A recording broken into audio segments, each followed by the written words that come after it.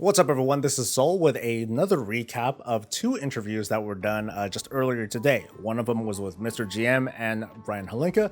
The other was done with Asmongold and Hazzkostas. Overall, these were pretty good interviews. They were a little bit short, so I don't have a whole lot of information to share, but I wanted to just kind of whittle all that down to the most important bits, provide some commentary, and then you can go about your day. Of course, if you don't mind, hit the like button, subscribe for more content, and so on and so forth, and I'll have extended commentary later on in our weekly that's going to come on Saturday. But in the meantime, let's start off with Tauren Rogues. In an effort to expand on race class combinations, in the interview with MrGM and Holinka, he revealed that there's going to be there's going to be an expansion on it where both rogues, mages, and priests are going to be available for all races in WoW. Now, in some cases, it's not like a huge expansion. It's like most races can be rogues already. It's just a couple more. Most races can be priests, and so on and so forth. But now they're just kind of like, you know what? Just go ahead and give them the rest. Now, they did acknowledge that when it comes to race class combinations, that in some cases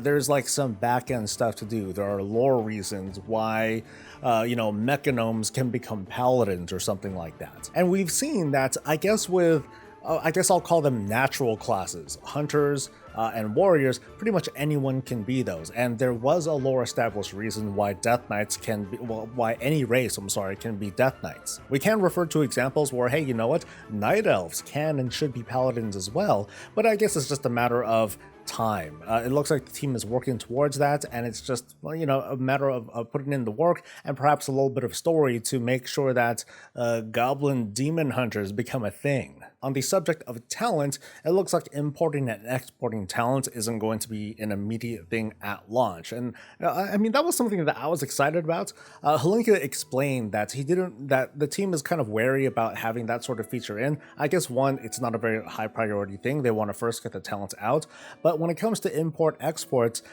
they described an example of, well, maybe they don't want to have some sort of thing where, hey, I come on YouTube and be like, hey guys, here's your weekly build for, the meta spec for demon hunters. Go ahead and click here for the link, and then you can download it and import it into your spec sheet right now, something.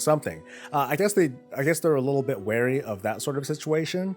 But it's also kind of cool if we can have the ability to share our builds with friends and not just say, hey, you know what, put points here and here and here and here and here and here, and that would be kind of frustrating. One very cool thing that was brought up, though, is that Holinka hinted that there might be an instance where a class may have two Covenant abilities be usable at once. Now, I think the example that was being used was perhaps having Ravenous Frenzy and Convoke the Spirits for druids. However, you would be sacrificing something probably very important in order to get that sort of combination. Now, we could probably all think of all sorts of crazy combinations if we can have two Covenant abilities or this and this ability at the same time. It's just a matter of what kind of choices are we going to have. I was hoping that we would have gotten clarifying questions on, in the cases of where we can choose one of those octagon nodes, and if we have choices between several abilities, how many abilities will be there? 2, 3, 25? Not sure. The interview with Asmongold was a little bit more on the philosophical side. Now, we did cover some things like on Drakthir and dragon riding and whatnot, and both of these interviews I'm going to provide links to in the description below. I should have said that earlier, but like I said, it was a little bit more philosophical with the conversation between Asmongold and Ian. One of the big ones had to do with Master Looter. Now, Master Looter was a controversial thing, both before and after it left, because, hey, we had all these problems when we have it, and now that it's gone, we have all these other problems. So it looks like, or at least Ian had hinted that they want to try to bring it back. They're just not quite sure how yet. He went on to explain that it'd be hard to just, kind of shove everything back in and be like, hey, here's Master Looter back again. And it would be very cumbersome if there was an instance of, okay, we can have personal loot, but we could also have Master Looter back, which would mean that you can pretty much, stack an entire you can class stack, and everyone would be able to get what they want, because one, it's all going to be loot funneled into one class, and two, you'd be able to freely trade it. So it's clear that there's been conversations among the team about what to do about loot distribution, which is, of course, very important for big three players. And also related to that, add-ons and the apparent dependence on them.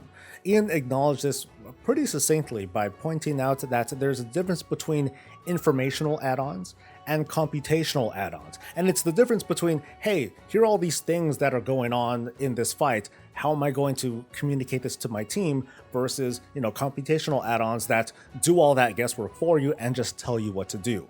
The example that they pointed out had to do with the Lords of Dread fight, where you can use an add-on to just tell you exactly what to do, and it takes the guesswork out of it. It pretty much plays the game for you, and that's something the team does not like.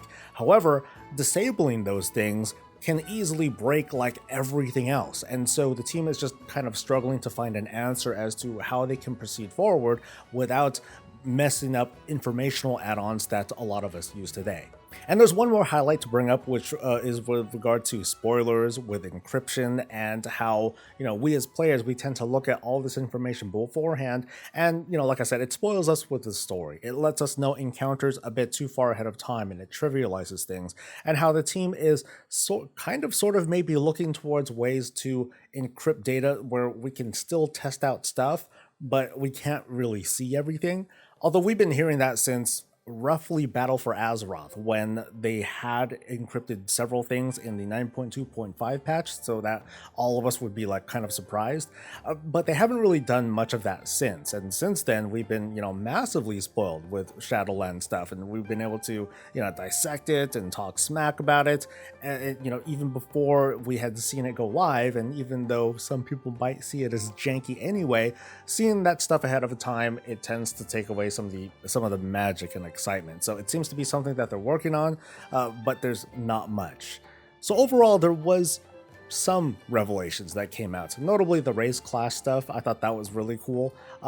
Outside of that, it's still a lot of wait and see sort of stuff. There was what I think was a gaffe from Ian that hinted that, hey, in a couple months we'll be able to find out so much more information, or we'll be able to get our hands on Dragonflight, as in it might be released in a couple of months, which is more than likely false. But like I said, this is a really quick recap. I do very much recommend looking at both of these interviews. They are fairly short. To me, they were pretty, I don't know if I'd call it a home run, but they kind of knocked them out. They were really good. They were, brief, succinct.